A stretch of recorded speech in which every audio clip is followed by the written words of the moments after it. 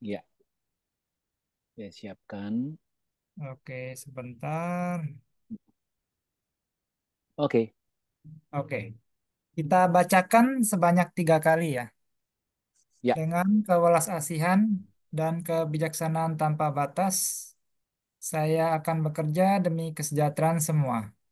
Semoga kita terbebas dari kesalahan dan perselisihan, serta memiliki sukacita dan dunia yang damai. Dengan kewelas-asihan dan kebijaksanaan tanpa batas, saya akan bekerja demi kesejahteraan semua. Semoga kita terbebas dari kesalahan dan perselisihan, serta memiliki sukacita dan dunia yang damai. Dengan kewelas-asihan dan kebijaksanaan tanpa batas, saya akan bekerja demi kesejahteraan semua. Semoga kita terbebas dari keserakahan dan perselisihan, serta memiliki sukacita dan dunia yang damai. Oke, selesai. Oke, selanjutnya saya akan memandu untuk melakukan body scanning ya. Jadi meditasi dengan objek kesadaran sensasi tubuh ya, dengan objek sensasi tubuh. Oke, silakan ambil posisi yang nyaman. Bagi yang duduk di matras ataupun di lantai, silakan silangan kaki. Bagi yang duduk di kursi, usahakan kakinya menapak ke lantai. Kemudian tangan berada di atas paha, luruskan tulang punggung, rilekskan bahu,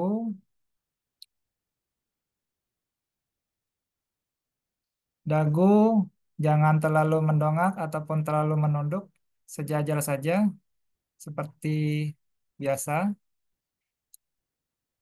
Bagi yang belum terbiasa membuka mata, Anda bisa menutup mata Anda.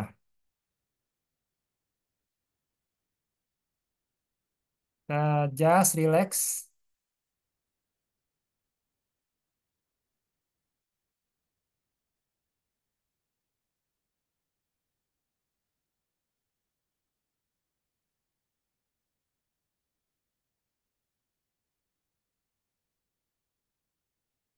Oke, sekarang kita bawa kesadaran kita ke atas ubun-ubun kepala.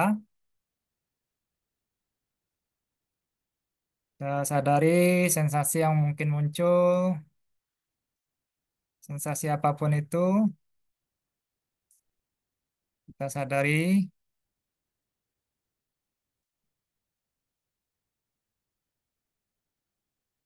beralih ke kening,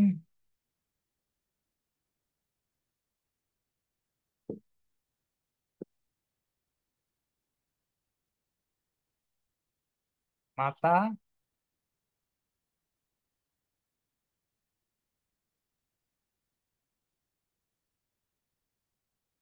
hidung,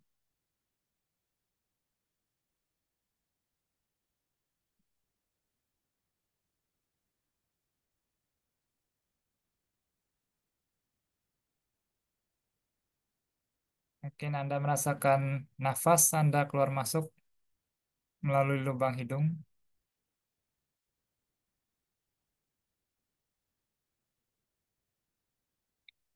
Kemudian telinga,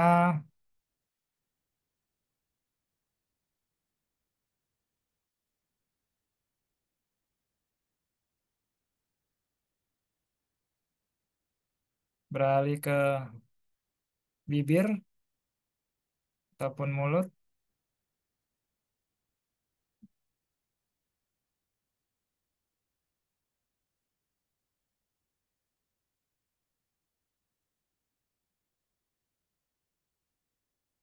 leher,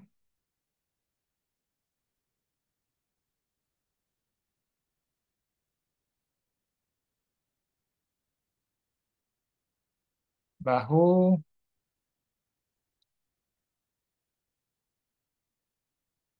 mungkin ada sedikit rasa tidak nyaman ataupun sedikit tegang, cukup sadari saja,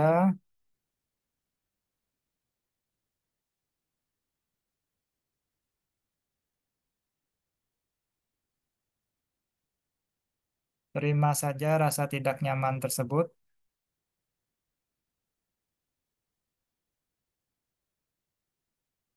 tidak perlu diblok.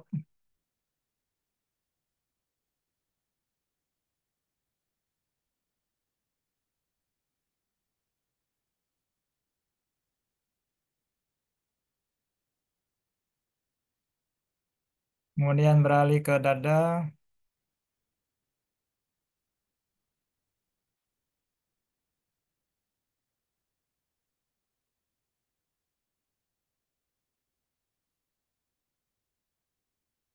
perut,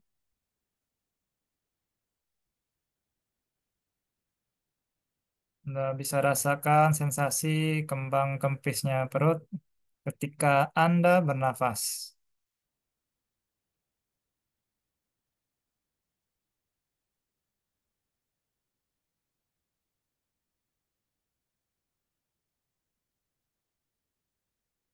Oke, sekarang beralih ke punggung,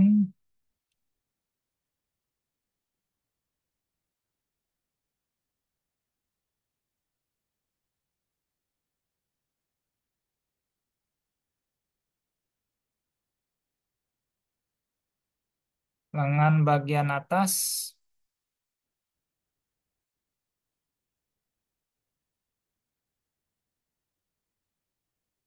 lengan bagian bawah,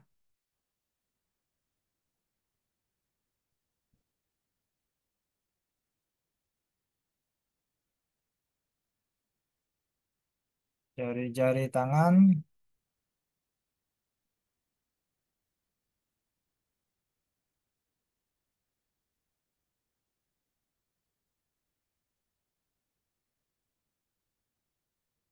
pinggang,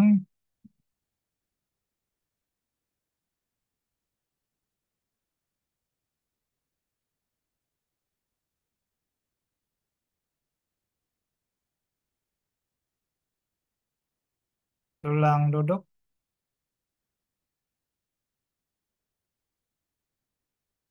Anda bisa sadari tulang duduk yang menopang tubuh tubuh Anda, kemudian bokong Anda juga yang bersentuhan dengan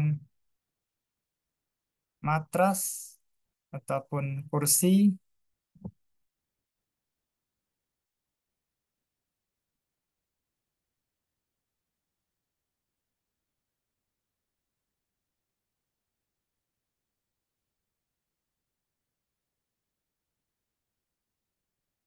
Selanjutnya paha,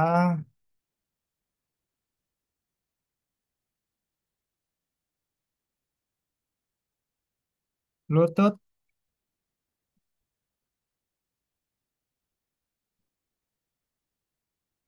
betis,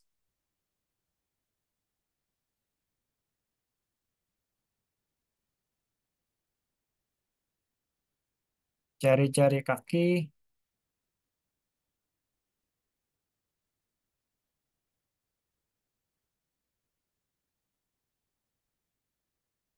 Oke, sekarang sadari tubuh secara general ataupun umum.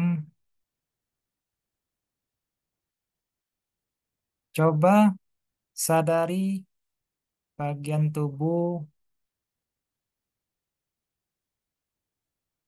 yang paling dominan sensasinya.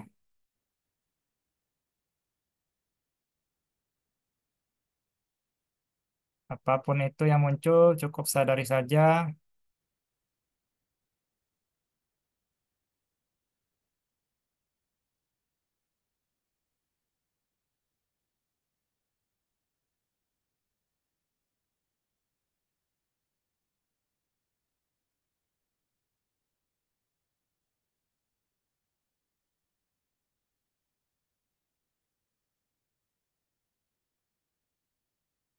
Oke, sekarang lepaskan objek sensasi tubuh.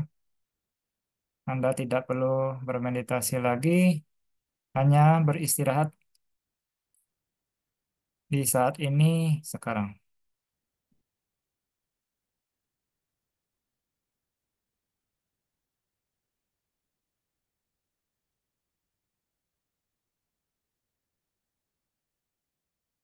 Bagi yang menutup mata, perlahan-lahan Anda bisa membuka mata Anda kembali. Oke, tadi scanningnya selesai. Selanjutnya saya persilakan Pak Hema untuk memfasilitasi kita ya malam ini. Ya, silakan Pak Hema. Terima kasih, Bro Gunawan yang sudah memandu kita, memimpin kita membuka dengan aspirasi dan meditasi di awal ya. Thank you, thank you, thank you. Ya, eh, sekali lagi teman-teman, selamat malam. Saya menyapa Anda.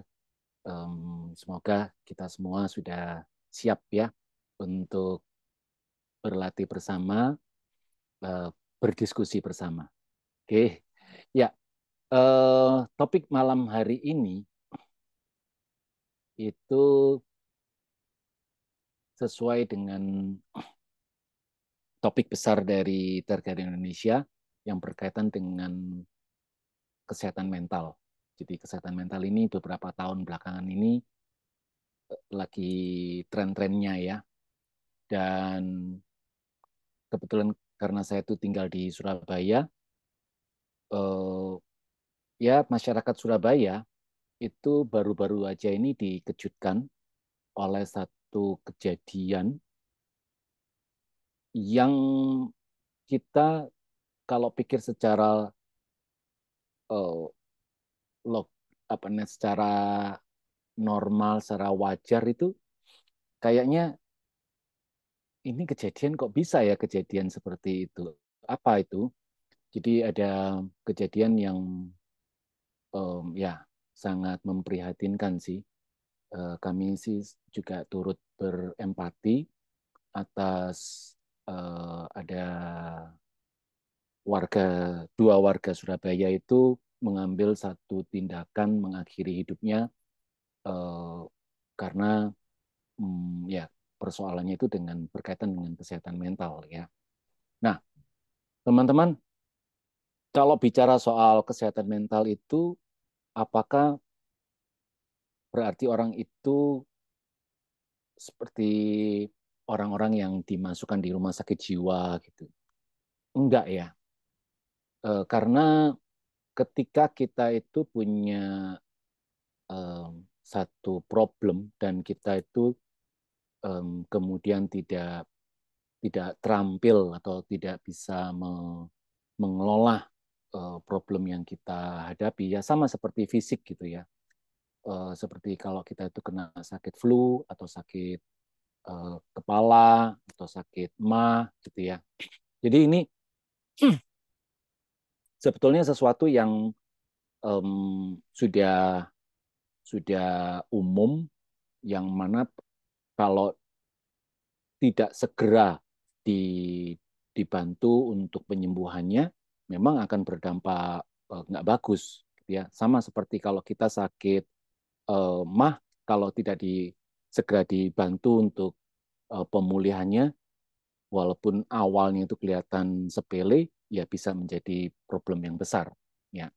Nah, cuman eh, sayang masih cukup banyak masyarakat yang em, memandang kesehatan mental itu sesuatu yang tabu untuk dibicarakan.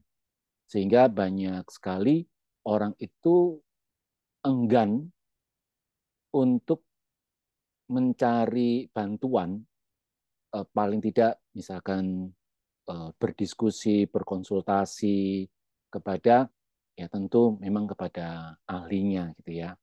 Sekarang ini sebetulnya banyak sekali orang-orang yang bisa membantu gitu. Jadi daripada harus kemudian mengambil satu keputusan um, yang sangat ya sangat disayangkan sih gitu ya.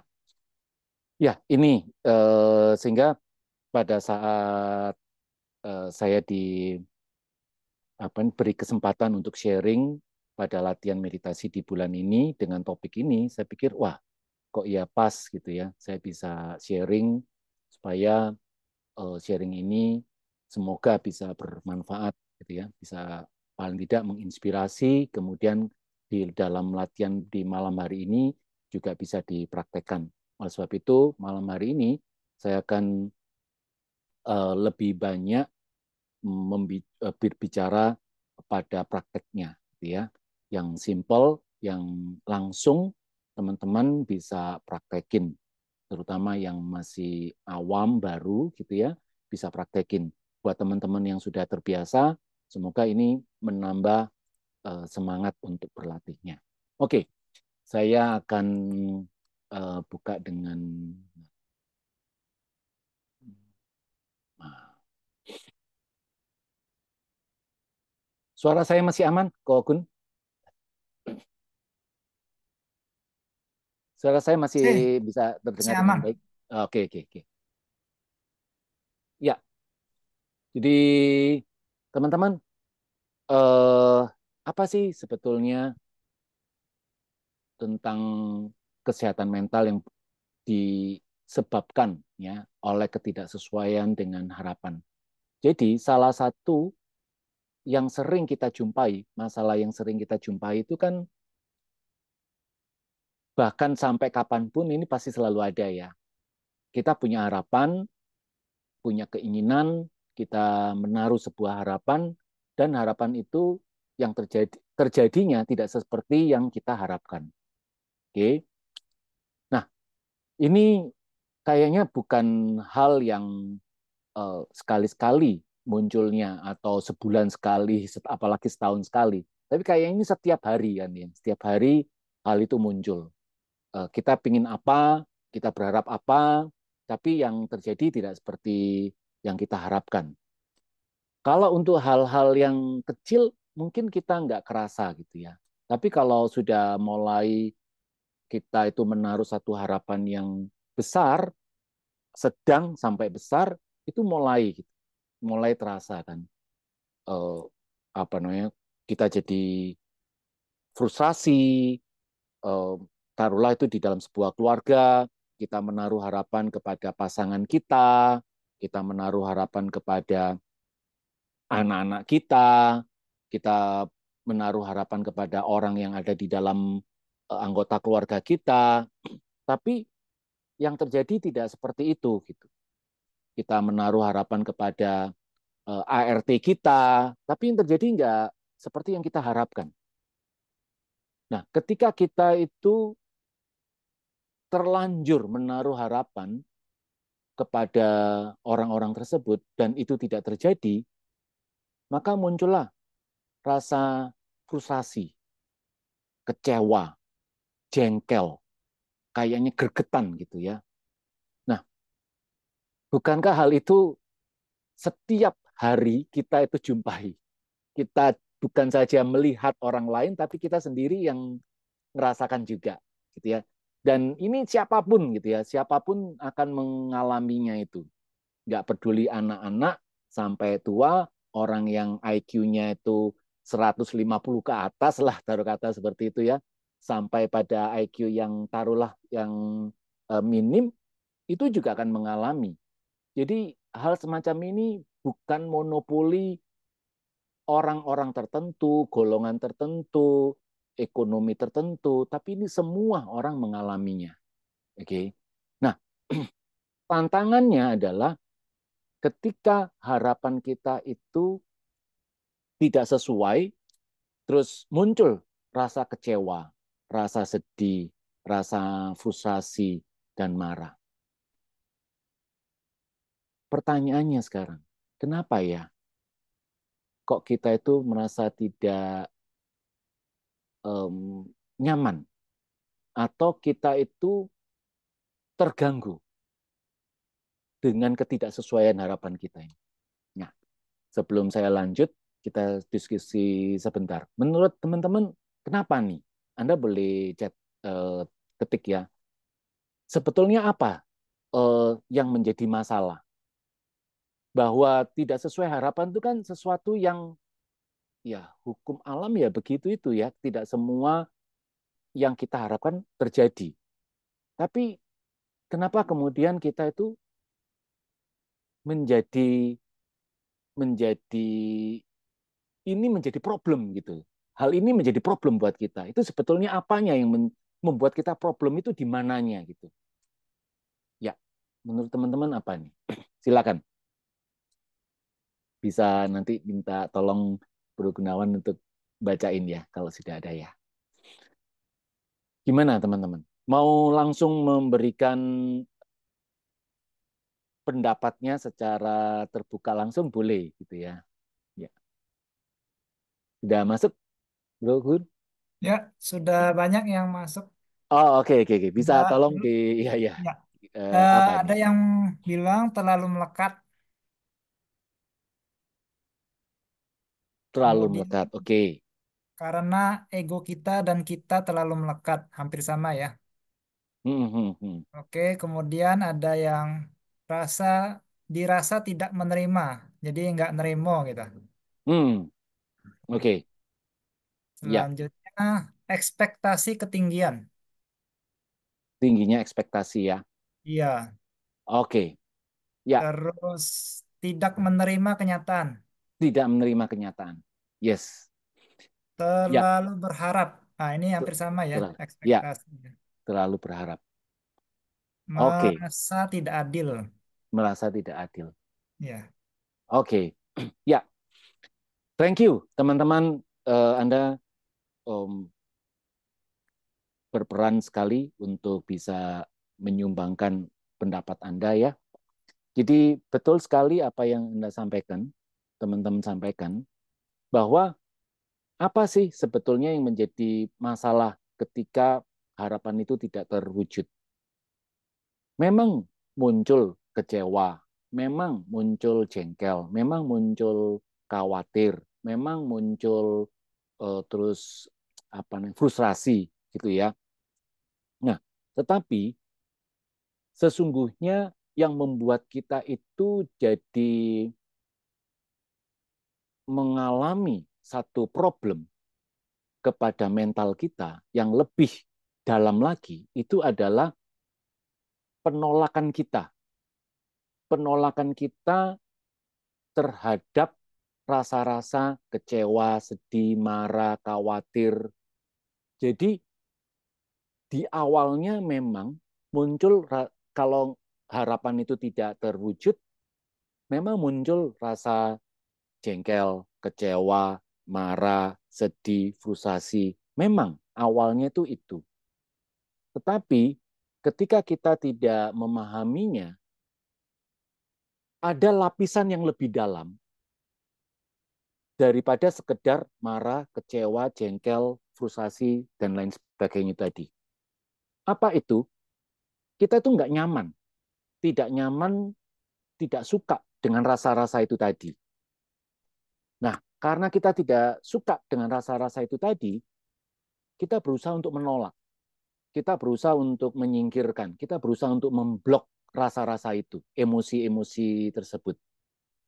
Dan kenyataannya, semakin kita itu berusaha untuk ngeblok, berusaha untuk mengusir, berusaha untuk lari dari rasa-rasa atau emosi-emosi yang awal muncul, bukannya emosi itu pergi, tetapi semakin menjadi-jadi, semakin kuat, semakin solid, semakin mengkristal. Itulah yang membuat kita ini menjadi semakin tidak tahan. Menjadi semakin tidak tahan, kita menjadi semakin um, orang yang menarik diri, tidak semakin mau bercerita, menutup diri, dan sebagainya. Dan itulah pada akhirnya sampai pada titik ketika sudah tidak tahu harus bagaimana, yang ya yang dikhawatirkan adalah mengambil satu keputusan atau tindakan yang tidak bijaksana itu tadi. Jadi banyak orang hanya melihat lapisan luarnya saja, marah, jengkel, Sehingga pada saat mungkin kita sendiri atau ada teman kita menceritakan bahwa um, ada satu harapannya yang tidak tercapai, terus kemudian dia marah-marah gitu ya, atau dia frustasi, dia cerita, kita kalau hanya melihat lapisan luarnya itu saja, kita bisa saja mengatakan, alah begitu aja kok sudah marah, alah begitu aja kok kecewa, itu masalah kecil, nggak usah dipikirin, sudah nggak usah dipikirin. Kita hanya bisa memberikan masukan-masukan seperti itu dan menganggap bahwa apa yang dialami oleh teman kita itu seperti itu. Atau kepada diri kita sendiri, kita juga seringkali bisa saja menyangkal. Kalau kita ada rasa kecewa karena harapan kita itu tidak terwujud, kita menyangkal pada diri kita sendiri. Aduh, kalau gini aja aku terus kecewa, marah, jengkel, cemen banget aku ini. Terus kita berusaha untuk menghibur diri dengan cara ya tadi menyangkal, melupakan. Padahal teman-teman, problem dasarnya atau utamanya itu belum selesai. Ketika problem utamanya itu belum selesai, maka dia seperti bom waktu.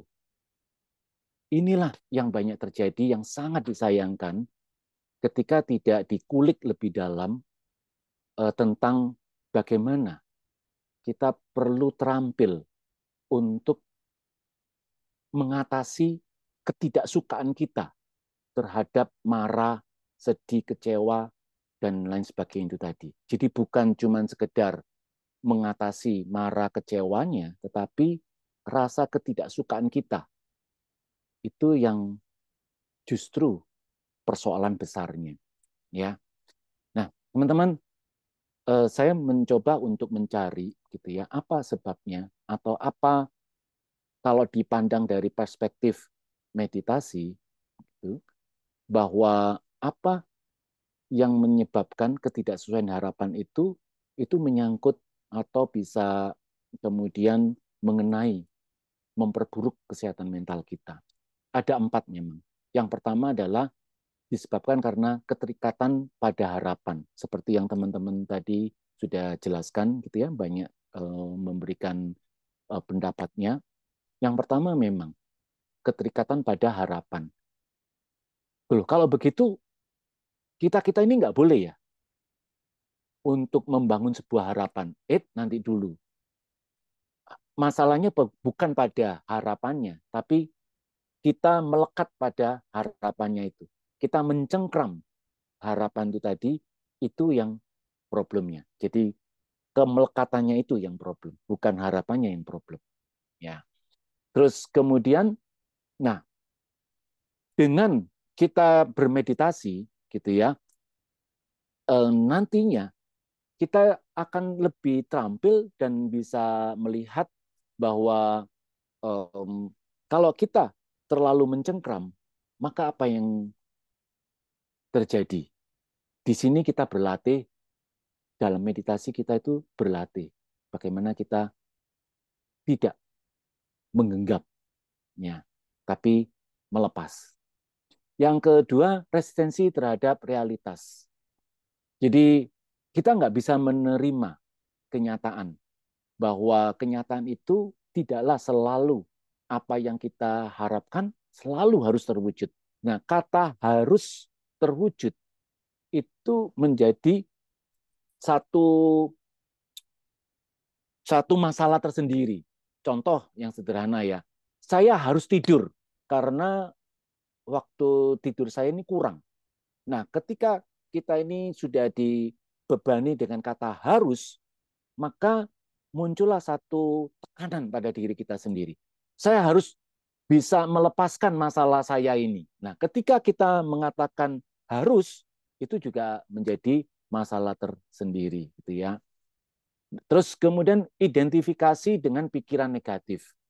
Jadi ketika kita itu tidak bisa mencapai atau mendapatkan apa yang kita inginkan, maka muncul satu pikiran, oh kamu itu nggak mampu, kamu ini kurang pinter, kamu itu kurang bagus, gitu ya. Makanya kamu nggak bisa mendapatkan apa yang kamu rencanakan.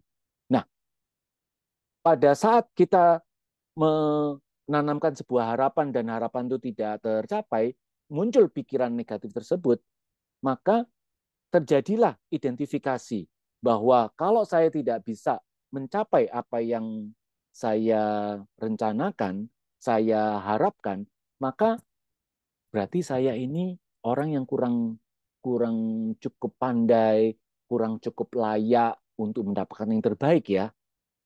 Nah, pelabelan-pelabelan ini bukan dari orang lain, justru bisa jadi dari diri kita sendiri pelabelannya. Dan itu lebih kuat daripada orang lain yang melabeli. Ya, yang orang mengatakan ini adalah autosugesti. Jadi kita mensugesti negatif pada diri kita sendiri. Akhirnya kita jadi meyakini bahwa diri kita itu sama seperti yang pikiran negatif itu.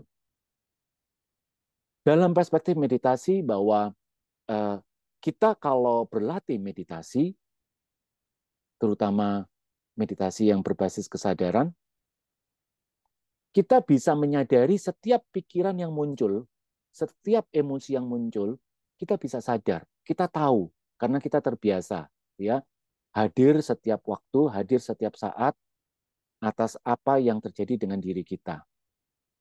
Kita bisa langsung menangkap, kok ada muncul pikiran seperti ini, ya, sehingga tidak menjadi-jadi. Yang keempat adalah ketidakmampuan hidup di saat ini. Ketika kita tidak bisa mewujudkan apa yang kita harapkan, kita kejadiannya itu sudah sejam yang lalu, sehari yang lalu, seminggu yang lalu, atau bahkan 5 tahun yang lalu, masih saja kita itu mencengkram. Contoh misalkan, saya tidak berhasil masuk ke universitas yang saya idam-idamkan. Padahal ini kejadiannya 5 tahun yang lalu. Tapi saya selalu masih membawa pemikiran itu. Saya menganggap diri saya ini gagal karena saya belum atau tidak berhasil masuk ke universitas yang saya inginkan. Saya tidak berhasil promosi jabatan. Itu terjadi 5 tahun yang lalu. Tapi sampai saat ini, ketidakberhasilan saya tersebut saya bawa. Itu yang dimaksudkan, saya tidak mampu untuk hidup saat ini. Nah, dari perspektif meditasi, kalau kita melakukan latihan dan terbiasa, kita terlatih terbiasa untuk hidup saat ini di sini. Jadi, teman-teman, saat kita ingin membangun satu mental yang sehat, gitu ya, bahwa meditasi ini sebuah keterampilan yang sangat-sangat baik sekali, yang sangat tepat, sangat pas dengan kebutuhan kita. Nah, pada malam hari ini kita akan latihan, saya akan sharing gitu ya nanti di mana guru kita Yonggi Mingyur Rinpoche itu pernah mengajarkan satu keterampilan yang kita bisa pakai seumur hidup gitu ya. Jadi ini luar biasa. Beliau mengajarkan ke kita satu keterampilan bagaimana kita bisa mengelola kesehatan mental kita dan ini berlaku untuk seumur hidup. Belajar sekali. Nah, ini sesuatu yang sangat simpel, tetapi ini sangat tergantung kepada kerajinan kita untuk berlatih. Semakin kita rajin, maka kita akan bisa menjaga kesehatan mental kita. Ya, oke. Jadi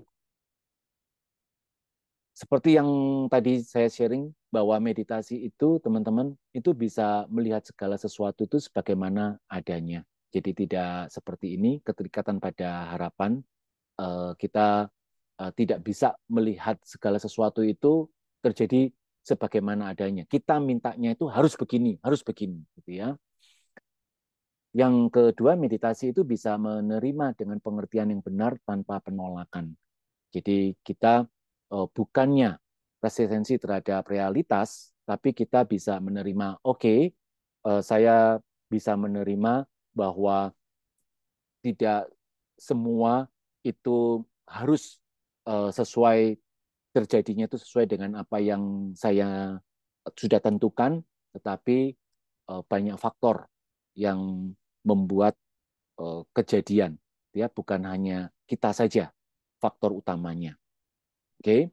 Dan yang ketiga, meditasi itu menyadari pikiran tanpa mengidentifikasi diri dengan pikiran tersebut. Seperti yang tadi saya contohkan, ketika kita tidak berhasil, tidak berhasil promosi, tidak berhasil mencapai goal, tidak berhasil mencapai target, itu bukan berarti kita itu identik dengan ya pada awalnya ketika kita mengetahui kita itu belum berhasil, terus kemudian pikiran kita mengatakan bahwa gagal, kamu gagal, makanya gak mungkin kamu bisa. Nah, kita bukan orang yang seperti yang kita pikirkan itu. Nah, jadi meditasi bisa memisahkan diri kita dengan pikiran kita itu sesuatu yang berbeda karena kita bukan pikiran kita. Ya. Dan yang keempat, meditasi itu melatih kita untuk terbiasa hidup saat ini di sini, ya, bukan di masa lalu atau di masa yang akan datang sesuatu yang belum terjadi. Karena yang akan datang itu tidak pernah ada. Sebetulnya tidak ada yang akan datang. Ya, kita nggak tahu besok itu ada atau tidak. Jangankan besok, 1 jam lagi, 1 menit lagi, 1 detik lagi, kita juga nggak tahu.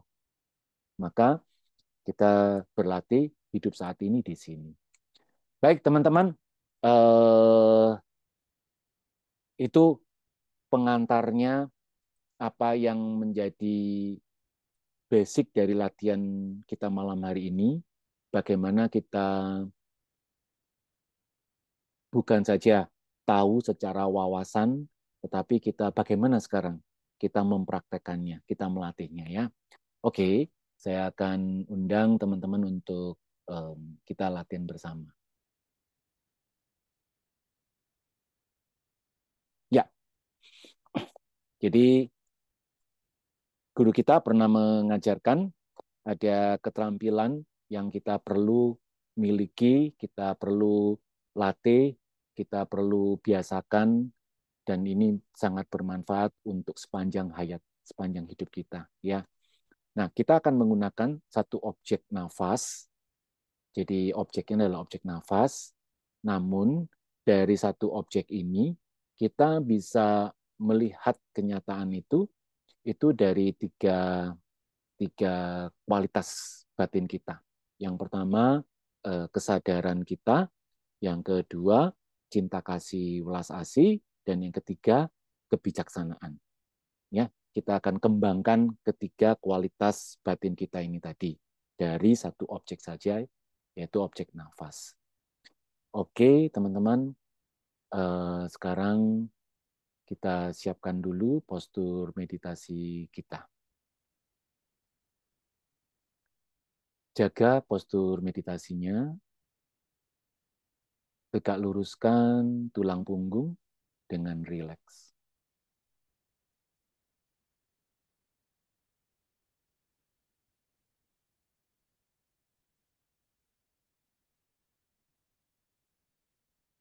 Anda boleh memejamkan mata, boleh juga dengan mata terbuka.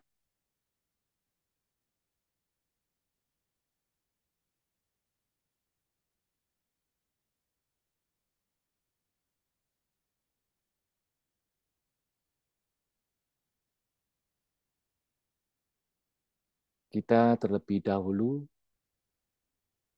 merilekskan, mengistirahatkan batin kita.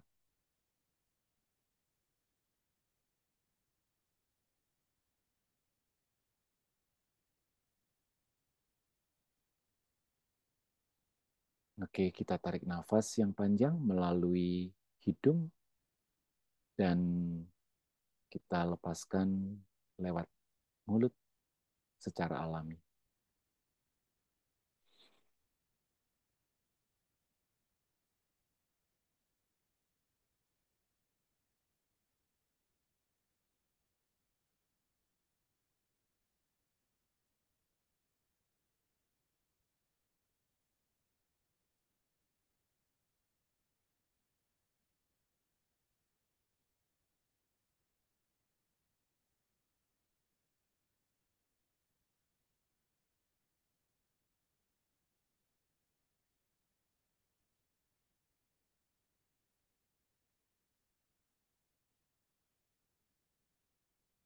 bernafas dengan alami, bernafaslah dengan normal, apa adanya.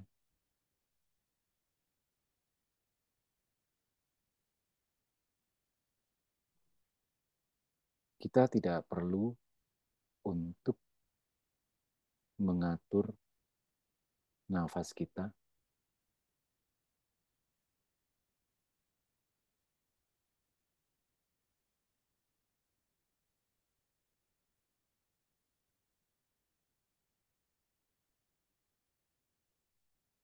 Kita cukup memperhatikan tubuh kita yang sedang bernafas secara alami, apa adanya.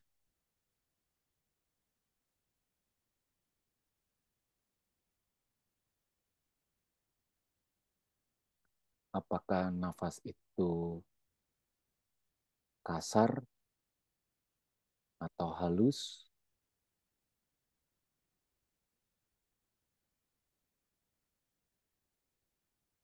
Apakah nafas itu panjang atau pendek?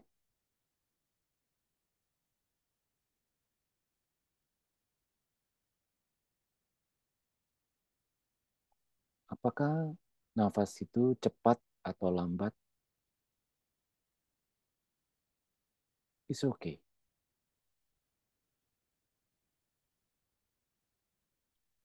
Bernafaslah secara alami.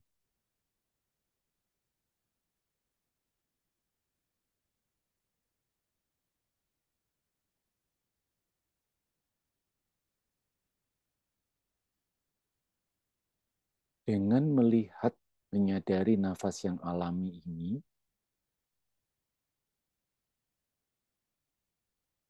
itulah kualitas bijaksana dalam batin kita.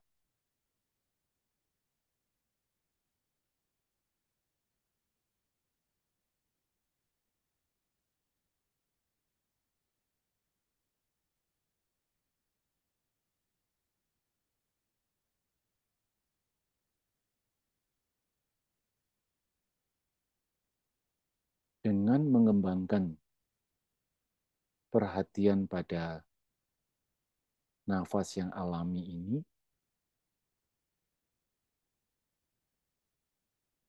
kita akan melihat bahwa inilah sifat alami kehidupan.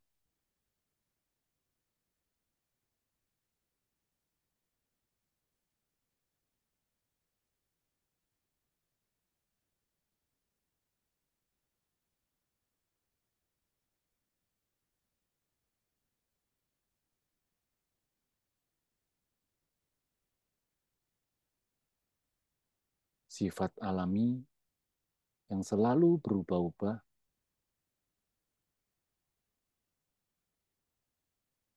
terkadang panjang, terkadang pendek,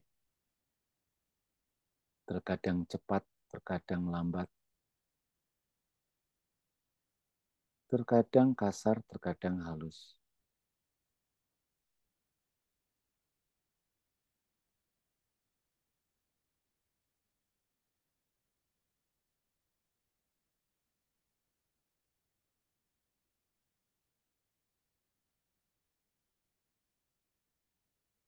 Inilah kenyataan hidup.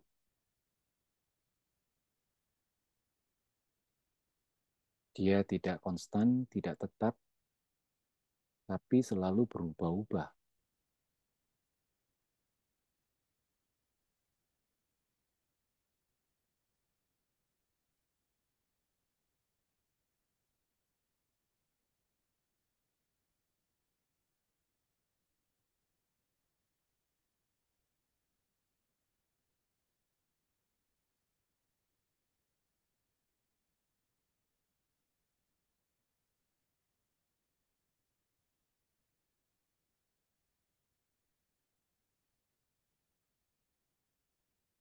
Demikian juga pada harapan-harapan kita.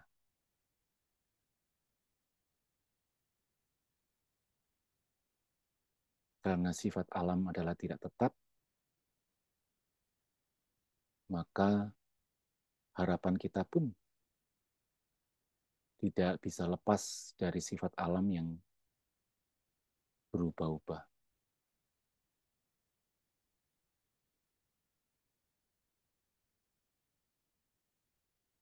Perubahan adalah sesuatu yang sangat alami.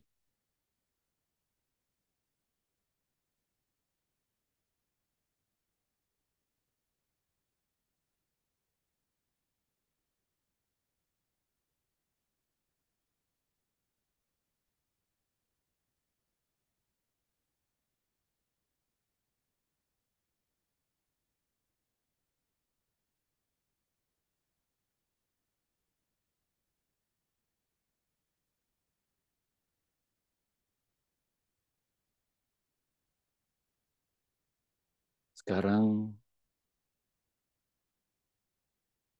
bawa perhatian pada nafas yang alami ini, pada sikap kita yang menerima apa adanya, tidak memaksa, tidak berusaha untuk mengatur nafas, kita menerima apa adanya. Sikap menerima inilah kualitas batin cinta kasih ulas asih kita.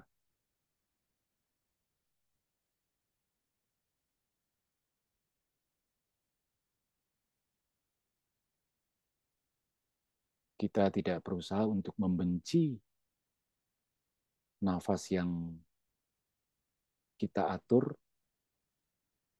harus kita atur, iramanya harus sama, kecepatannya harus sama, tapi kita bisa menerima apa adanya nafas. Kita bisa menerima nafas yang cepat, kita bisa menerima nafas yang pendek, dan kita juga bisa menerima nafas yang kasar. Mungkin kita berharap nafasnya itu bisa panjang, bisa halus, bisa pelan, tidak tergesa-gesa, tidak terengah-engah. Namun kita bisa menerima nafas kita yang cepat, nafas kita yang pendek, yang mungkin membuat kita tidak nyaman. Menerima rasa tidak nyaman adalah kualitas cinta kasih batin kita.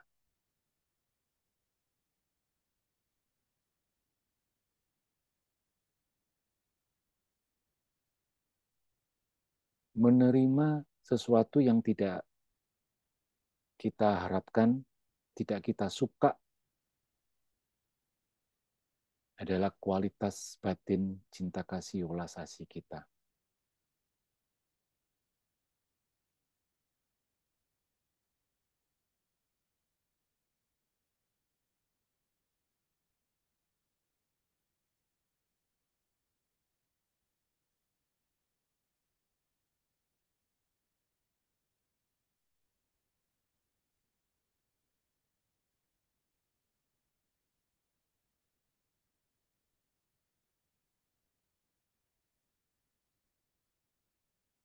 Kondisi tidak selalu seperti apa yang kita inginkan.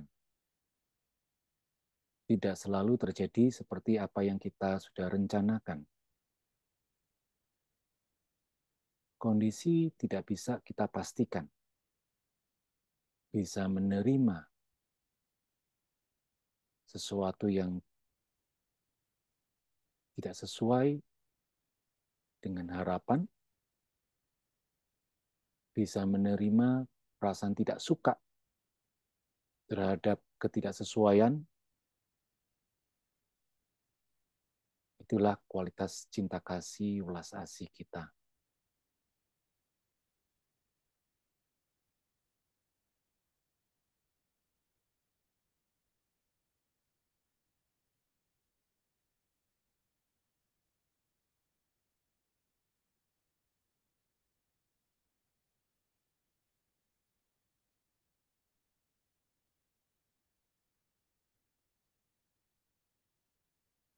Oke, sekarang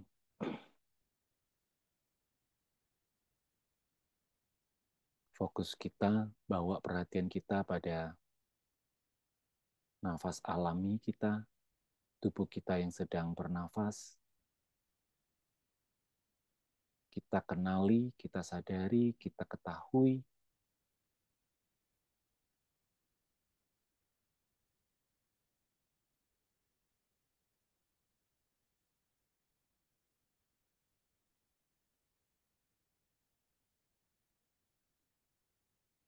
kita tahu ada udara, sensasi yang ada di ujung hidung kita, atau kita tahu gerak otot dada kita, kembang kempis, atau dinding perut kita yang kembang kempis.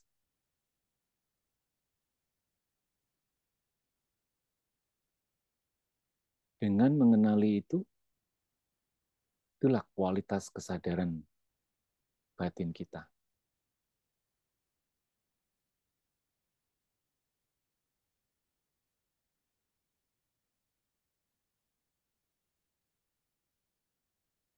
Kita tidak menolak munculnya atau hadirnya pikiran, emosi selama kita mengetahui tubuh kita yang sedang bernafas.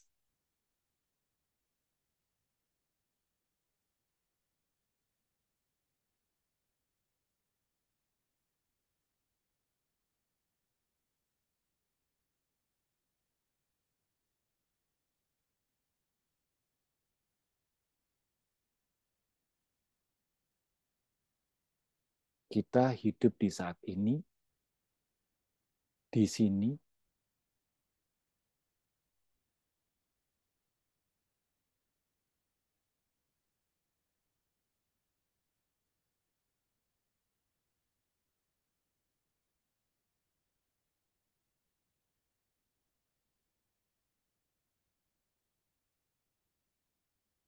saat ini kita bersama dengan kesadaran, kita bersama yang tahu bahwa diri kita sedang bernafas.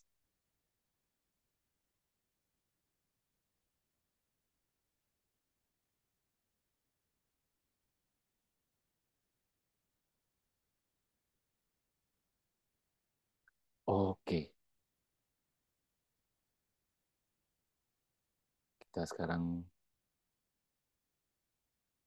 lepaskan perhatian pada nafas. Kita sekarang istirahatkan batin kita dalam kesadaran yang terbuka. Kita hanya beristirahat saja, tanpa meditasi, tapi juga tidak terlena, tidak terhanyut. Hanya beristirahat dalam kesadaran yang terbuka. Apa adanya. Buat teman-teman yang matanya terpejam, bisa membuka mata dengan perlahan, tidak perlu tergesa-gesa.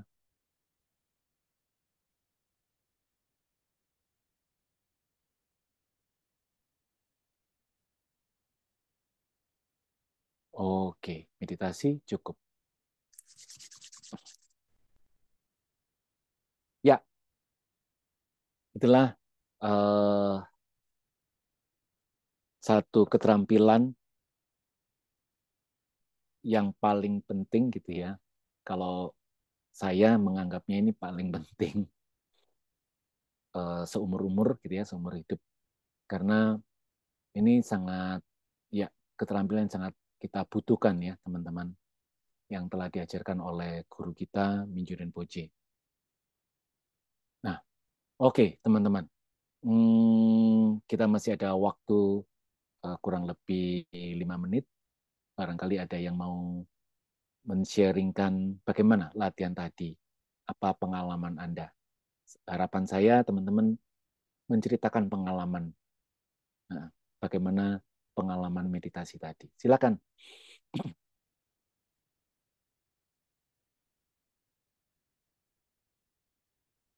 Mau langsung cerita, bagus sekali gitu ya. Tapi kalau tidak langsung mau ketik juga bagus. Gitu. Silakan.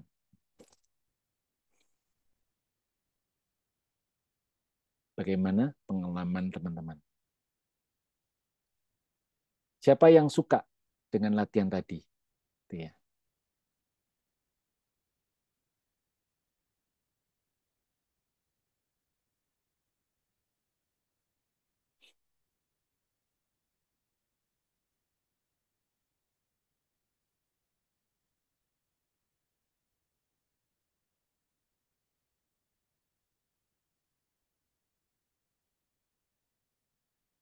Oke, sambil menunggu ada yang mau sharing atau bertanya ya.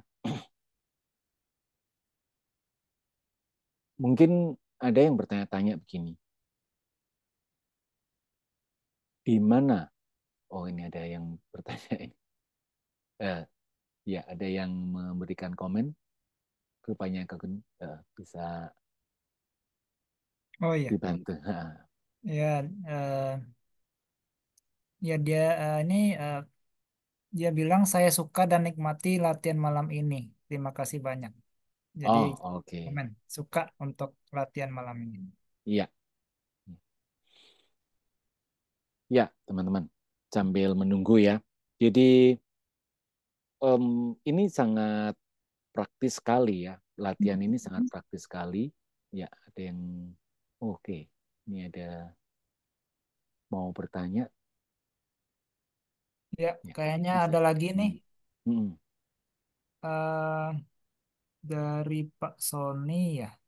Kalau meditasi dan pikiran fokus, maka pikiran jadi tenang. Tapi kalau kembali ke kesadaran normal, kan masalah tetap ada dan muncul lagi. Bagaimana? Ya, betul sekali. Jadi intinya begini, meditasi bukan kemudian secara otomatis masalah yang kita hadapi itu selesai, begitu ya.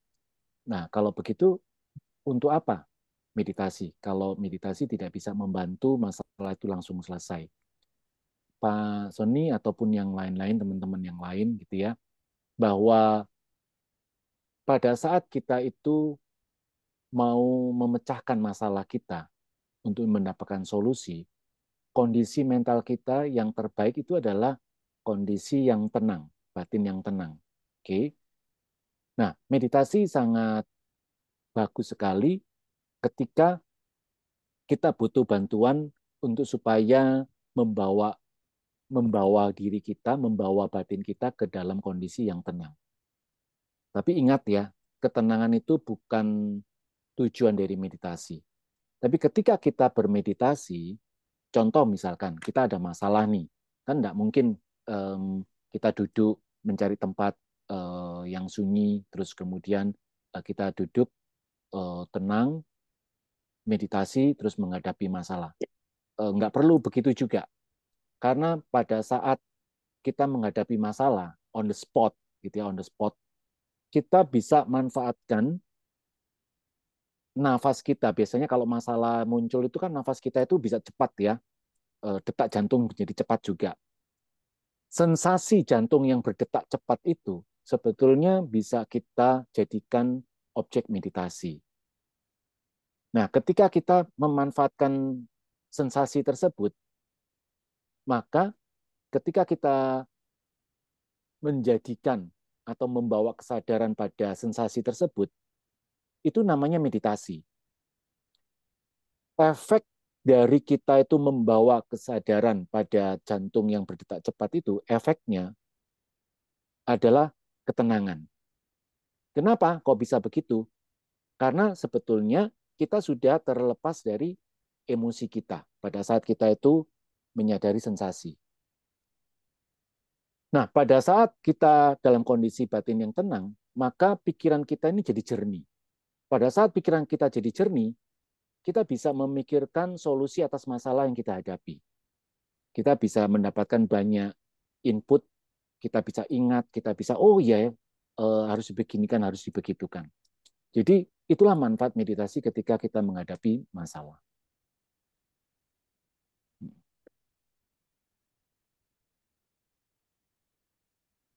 Ya, Ya, mungkin satu lagi yang bisa keburu. Eh, ya ini ada pertanyaan. Apakah meditasi tersebut adalah disebut meditasi dengan kesadaran terbuka, Pak? Ya, meditasi yang tadi disebut meditasi dengan kesadaran terbuka itu begini. Kita akan ada mengenal meditasi dengan objek. Jadi ada objek yang menjadi um,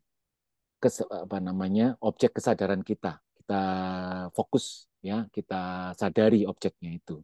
Jadi ada objeknya. Sedangkan meditasi dengan kesadaran terbuka sebetulnya objeknya itu ada, tetapi objeknya adalah kesadaran itu sendiri. Jadi pada saat kita itu lepas, tidak ada objek dalam bentuk pikiran kah, dalam bentuk emosi kah, dalam bentuk materi kah, ketika kita tidak pakai itu semua, tetapi kita pakai kesadaran itu sendiri, itu yang disebut meditasi dengan kesadaran terbuka. Jadi kayak gampangnya itu, mungkin contoh yang mendekati atau simpelnya itu begini. Seperti yang seringkali guru kita contohkan. Pada saat kita habis melakukan aktivitas yang tinggi gitu ya, apakah itu olahraga, apakah itu kita tuh keburu-buru, cepat-cepat. Setelah itu kita lepas. Kita beristirahat, lepas semua, tapi kesadaran masih ada. Kita tahu, kita bukan hilang kesadaran seperti zombie, tapi kita istirahat, lepas semua, kita nggak berpegang apa-apa, tapi kita ada yang tahu, kita tahu. Nah, itu kesadaran yang terbuka. Ya, oke. Berumah. Ini waktunya udah kelewat 5 menit ya. Oke, teman-teman. Mungkin nanti akan saya jawab kalau ada pertanyaan yang masih tersisa, gitu ya. Kalau ada yang mau lanjut, Oh, silakan. siap, Toh. Ah, tapi ya, Saya Amin, Toh. oh ya, ya. Halo. Halo, ya. Uh, Pertanyaannya kesadaran itu berarti ingat kali ya kok ya, ingat sesuatu misalkan contoh kalau kita itu meditasi dalam fokus ke napas berarti kita ingat ke arah napas itu ya, keluar masuk itu ya, kesadaran atau apa Pak? Ya, betul sekali. Selama kita itu tahu bahwa kita ini sedang bernafas, sebetulnya itu adalah momen meditasi, di mana kita tahu betul sekali, Pak Amin. Jadi sederhananya meditasi itu adalah tahu atau sadar, karena esensi atau hakikat dari meditasi itu adalah kesadaran. Selama kita tahu, walaupun banyak macam pikiran yang datang, tapi selama kita tahu kita ini sedang bernafas, ya kita bermeditasi namanya, gitu, dengan objek nafas tadi. Tapi kalau misalkan dengan objek pikiran, saya mikirkan satu hal gitu ya, terus kemudian muncul pikiran yang lain. Selama saya tahu saya ini sedang berpikir, atau saya ya muncul pikiran, selama saya tahu pikiran itu juga meditasi dengan objek pikiran itu sendiri. Jadi sekalipun ada 1.000 pikiran yang sedang terjadi bersamaan dalam datang ke pikiran kita, menyerbu gitu ya. Selama kita tahu bahwa kita ini sedang berpikir, ya itu meditasi juga. Jadi objeknya adalah pikiran. Gitu. Oke, kita tutup. Nah ini nanti Brother Ivan ini bisa langsung pada saat acara di center ya. Bisa Anda tanya ya. Oke, kita tutup eh, latihan pada malam hari ini dengan dedikasi penutup. Ya, ya, ini tadi ada kata-kata dari guru kita ya. Harapan yang Anda bawa ke latihan meditasi seringkali merupakan hambatan terbesar yang akan Anda temukan. Gitu ya. Nah, jadi bahwa dalam meditasi pun kita kalau membawa harapan yang kemudian kita mencengkram harapan itu bisa jadi penghambat juga dalam meditasi kita. Oke. Hmm. Oke, silakan Bro Gunawan. Oke, oke kita tutup latihan malam ini dengan membacakan dedikasi penutupan sebanyak 1 kali. Melalui kekuatan dari praktik berulas asih ini, semoga penderitaan diubah menjadi kedamaian. Semoga hati semua makhluk terbuka dan kebijaksanaan mereka memancar dari dalam. Oke, terima kasih semuanya yang sudah join malam ini, berbagi apa pengalamannya dan juga bertanya ya. Semoga kita semua mendapatkan manfaat ya dari latihan malam ini. Terima kasih Pak Hema yang sudah memfasilitasi kita ya. Oke, Sama-sama terima kasih juga kepada Bro Gunawan yang sudah mendukung kita, mensupport kita sehingga acara ini juga bisa berjalan dengan baik. Dan terima kasih juga kepada teman-teman semua yang hadir, berlatih bersama, berdiskusi bersama. Kita jumpa di acara yang selanjutnya ya. ya, terima kasih semua. Oke, bye-bye. Bye.